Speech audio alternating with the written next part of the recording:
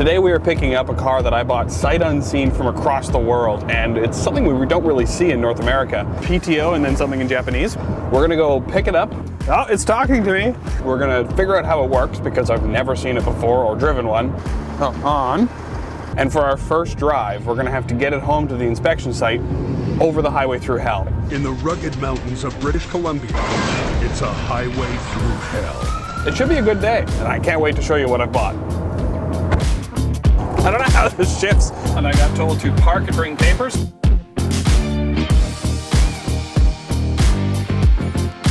DPF warning light. But before any of that can happen, we've got to go pick it up after waiting quite a long time. We're just coming up on it now. I bought it 3 months ago, and it's taken this long to get here to Canada. This next one? I can see interesting looking things over there, but I'm not sure if we're supposed to drive in or go to an office. I think I see it. Just hordes of delicas. Yeah, I think we're at an import place. An El Grande. Oh wow, they got so many cool things. A right-hand drive. Hi, are you John? It's outside? Perfect. It's like car shopping, eh? Yeah, exactly. This is very exciting. This one? Yeah. I'm stoked. That is a JDM tow truck that I've just imported to start a towing company. Here in Canada, where I live specifically, we have a huge concentration of special cars that you and I find interesting. It's increasingly stressful knowing that they might get damaged when they get moved. I want to eliminate that sense of worry for people because that's what I feel anytime I need to move something I care about. And while most North American trucks are very good at what they're designed to do, this is much more specialized. But before this channel can dive into starting this company and running it day to day, well, I have to get it home. Well, we'll move it outside. We can go across to that parking lot across the street, and I can learn how to use it. Okay. I don't think I picked first. That feels way too fast for first. Do. Cool. This is a 2010 Isuzu Elf, which is going to be my tow truck that I'm going to use to run my business should I be able to figure out how to make the tow truck move. There's a big yellow warning sticker that says PTO and then something in Japanese. Oh, also here. So I need to learn how the PTO works so I can move my deck. Okay. Handbrake is on. I'm gonna get my Translate app, shift into neutral, and then hit the PTO switch on. My PTO is now on. So there's a PTO switch here. This is neutral, it's a gear stick. And then I have a fast idle adjust, on. So this is my remote for my deck. So the reason I bought this truck is because it's got this roll down flat deck. I'm gonna put this latch back on because I don't know if that's supposed to lock.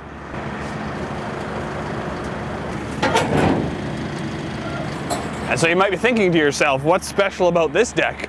It's what continues to happen. Because for normal cars, they could get up a deck like this. But for a special car that is a little lower, it does this.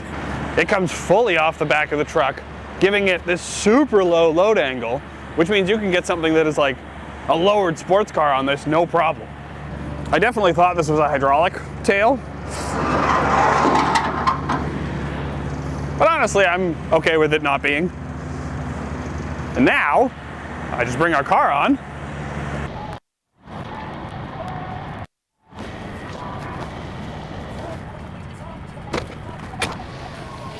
And then in theory, it should be able to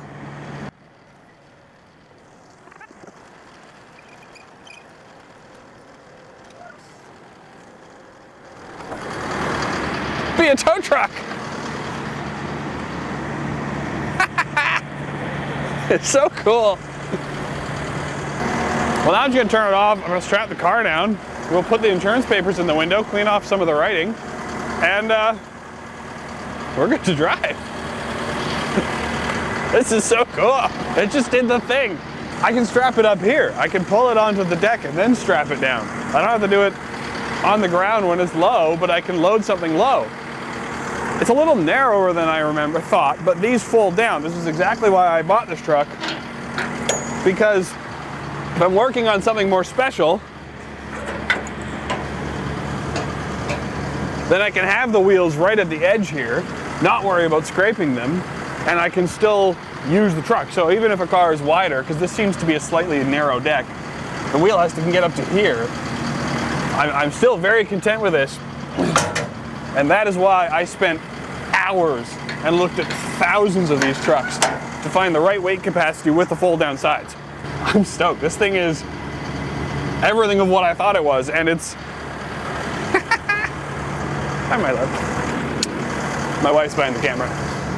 So actually, I've never even been in an Isuzu NPR, which is sold in North America. So it was really brave of me to just buy one and bring it over. This goes forward somehow, and I've seen that it's these two levers. This is one of them, and I think that's your lock release, or this is your lock release. That's your lock release, and then this goes like that. This just falls over my engine. How nifty cool. And so in here, I've got engine oil. Ooh, I know I got some. Good, good. Coolant, I don't want to open that in case it's pressurized. I have brake fluid. My little rad. So what this is it's a 2.9 liter turbo diesel 4-cylinder. And that is not a step, apparently. I guess this is the lock release, so I've checked my two fluids that I was curious about. Maybe I will check the coolant. Yeah, we didn't have enough time to get really hot, so it's got some. It's just like a new toy. A new, very expensive toy. It's wild, it's not a small cab. Yeah! The Finger Snapper 9000. So one of the weirdest things about this experience was that I got my paperwork for the truck in the mail like a month ago. And in the box, or the bag, was this, which is my gear stick. And I don't understand why it came off. And I asked my friends who have also imported cars through the same people, and if they've ever gotten their gear sticks in the mail, and nope, they never did. So if it was stripped, it wouldn't go on right now. If it was, I don't know. So here's my gear stick. I can now see where my gears are, and I can see that I have a dogleg manual. So first is here, and then second is up and forward. So it's a proper mid-engine rear-wheel drive supercar, this. The second thing I have to do is, because the vehicle is not yet insured for Canadian roads, it needs an out-of-province inspection. So we have a temporary permit that allows me to operate it from A to B, and I get to drive it to the inspection facility. They say it's for repair or inspection, and in our case it's inspection because I believe the truck is sound. So I'm just gonna go straight to the inspection facility. And for that, you need fancy papers like these, which show that you have insurance to operate on the road. So we're almost ready to go and actually give this thing a proper drive. Please use first gear or second gear to start moving. So this thing, the reason I think it's a dog leg is because at first I'm pretty sure it's like uphill when you have a full load on, which is actually why it seems like it has a different gait altogether. When you push it over normally, it just kind of seems to fall into second. So I'm guessing that it's use second when normally driving like we're going to right now, and yeah, I can just pull away. And then when it's like uphill, heavy load, go for first.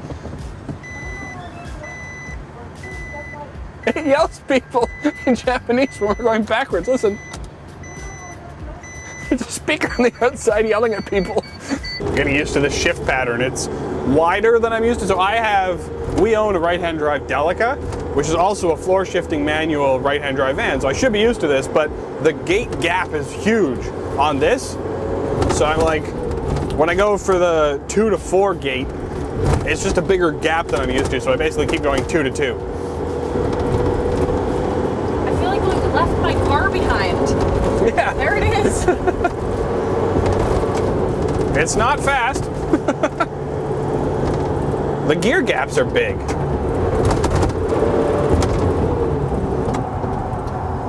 Okay. I don't know how this shifts. Okay, that's 6th, so this must be 5th. I think that's 3rd. That's 4th. I think. I haven't found fifth yet. It's different. I'm not entirely used to it. Okay, fourth, and I'm gonna rev it out a little bit, and I'm gonna go for fifth. Nope, that's not, that must have been sixth. I might be in sixth. And why did you buy a standard? I don't know. Because it's gonna keep me involved in driving it. We're doing 80, it's fine. The speed limit's not even 80 anyways, so. All right, we've got about 50 kilometers of driving on it, and I'm just checking the car. The straps seem to come loose. I should probably look into what kind of straps I should be using for a tow truck, but I'm just using ratchet straps because that's all I know. But it's driving really well. The tank is probably the emptiest I'll ever let it get, so I'm gonna see exactly how much it costs to fill up. Diesel's not that cheap down here in the mainland, but I'm excited about this. Diesel tank seems to be down here. I have a key for it, apparently. I really hope it's the ignition key, because I only have one key that came with the truck. Time to find out. All right, diesel open. I do appreciate that the Japanese just kind of write everything in English. It is my ignition key. Well, that's cool. They write everything in English, even though they are not. I don't know where these went. So in the port pictures, I had these, which are the little stoppers that you can put on there. So when you pull a car up, you don't have to look, you can just hit them. And I've got this. I'm hoping there's some storage I haven't found inside the cab here, because I thought I saw them in a port picture. Two little yellow stoppers. If not, I'm gonna have to get them, because I think they go in these holes here. Okay, let's fill the truck. I'll be back. With a full tank of fuel and nothing really in our way, we started putting some miles on the truck, and honestly, it drove great. I wasn't having any problems up until, well, I had a couple. I don't have my mic on because this just happened, but of course, being a late model diesel, I already have hours into my first drive, a DPF warning light. I don't want to lament my truck. Other than that, it's running fantastic, and I have been thoroughly enjoying it so far. It's just, you know, that thing. We just went through our second weigh scale, and I got told to park and bring papers, so I'm gonna go talk to the guy now, see what's up. We're in trouble.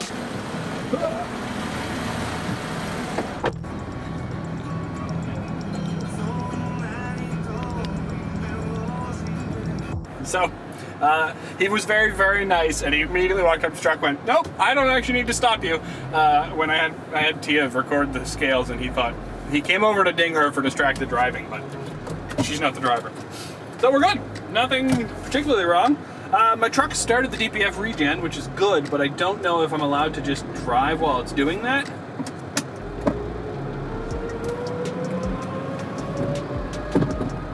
I'm gonna try. So the DPF is doing the thing. Now it's mad at me. Okay, we're gonna stop and hope and let it regen fully, because it's mad about its exhaust. But I don't want to sit here.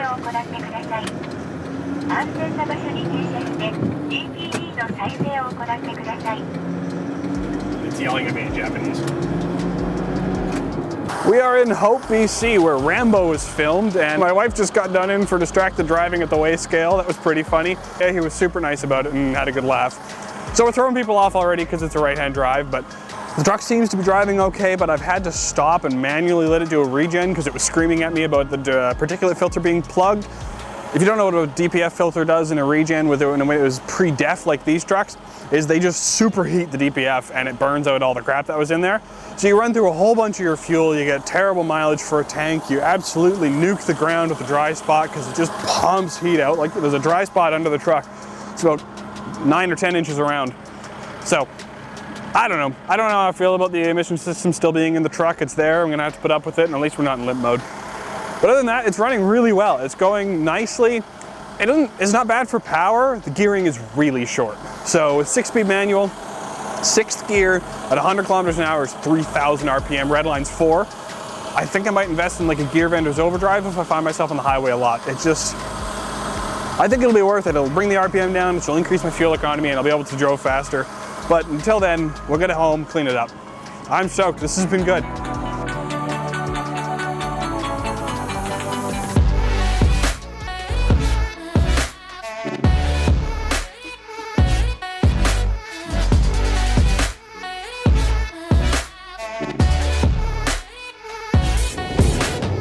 learned the truck has one more party piece. Well, it's probably got more that I haven't figured out yet, but it's got studio lighting, which is great. So we're coming up on the peak of the connector, which means we're going to sail into town, and the truck has been running, knock on wood, pretty fantastic. We're dropping it straight off at the inspection facility because I don't know that anything's wrong with it, and I may as well send it in and put it to work right away. So we'll get some shots of it unloading the car, and then we'll pick it up tomorrow, and I'll let you know how the inspection went.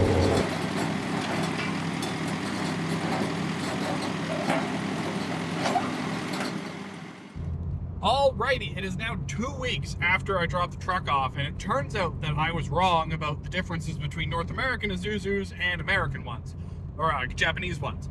I have independent front suspension, which means I have upper and lower ball joints. The ones here have solid front axles, which means they have kingpins. Long story, medium length, I don't have parts you can get locally for my front suspension, so when it needed ball joints to pass the out of province, well, I needed to get them from Japan. So the shop I dropped it off with, they're awesome. They're here in Lake Country. They've been a huge help with getting the truck on the road, and they sourced ball joints from Japan so I could get the truck going. But it was just kind of a surprise for me, so it took longer to get the truck through the out of province than I expected. But luckily that shop was able to help me figure out where to get some of those, and now I'll be able to order them ahead of time in the future, so I won't have to have the truck down for so long. So we're just gonna pick it up here and go get some insurance. Okay, picking it up from the inspection facility. I got the insurance done, which took so long. I am ready to head home. I'm not gonna set up a camera because I've driven it before farther than this. We're just gonna head home and start working on it tomorrow. Okay, the truck is at my house, and yes, it is legally now a Canadian vehicle. But I've since used this book that my wife got for me, which has my company branding on it, which I'll tell you about later. I've since used this to write out a list of all the things I have to do before I can legally start the company and take my first for-hire car. And let me tell you, I might have been a little optimistic in thinking a day's work on the truck, a day's work on the backside, and I'll be a tow truck driver. No. I have so much to do that I'm gonna make it another video series. This was getting the truck and getting it home. I'm gonna have another video on prepping the truck because there are a lot of differences between Japanese culture and North American culture that makes that truck not ready for use on North American roads or with North American thieves, as well as the company needs a whole bunch of backside work before I can legally operate it as a company. So this is video 1. I hope you enjoyed it. Please like, comment, share, subscribe, all the good things, and we will see you in the next video as we get this company one step closer to taking its first car, and I can show you what it is like to operate a JDM tow truck here in North America.